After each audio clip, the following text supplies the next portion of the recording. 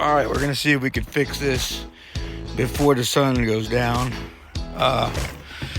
Yay, kayak fishing community. You guys help me out. Told me to grab one of these guys. So the goal is here, I'm gonna drill a hole here on either end to kind of stop this crack from going and continuing. And then I'm gonna clean that out in there. I'm more than sure it's like welding. The less crap you have in there, the better the seat's gonna be. And then I'm gonna take this mesh here and cut a strip enough to fit this in here.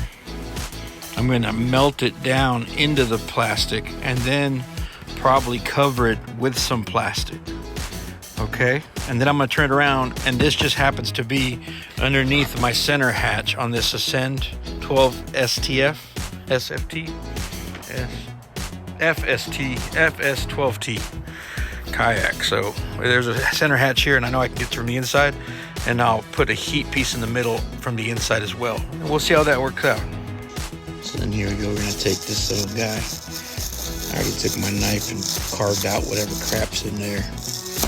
And I'm more than sure that this will add to that in there.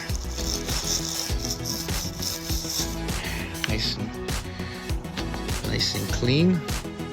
Yes. All right. You don't want to have a battle with this thing. Get yourself some tin snips or some all-purpose cutters. Make it easier. In my case, I used my knife. I scoured it on the cutting board, and I just wiggled it back and forth till it broke off. The ultimate goal, of course, for me is going to be to cover up that crack over my drilled holes, and then weld it enough till it goes down inside, and then put the plastic over to fill it in. That's where I'm at right now. All right, well, that's pretty fucking epic. It held in there pretty good. Now I'm just kind of really just sliding the plastic over and making sure that iron mesh goes underneath the surface. I'm probably going to put some of that plastic that came with it in there to weld it up good and cover that whole spot over, and then I'll go through the inside and do it. Didn't like the black plastic with the white stuff. Yeah, I guess we're gonna find out. I'm gonna put some on the inside too, cover all my bases.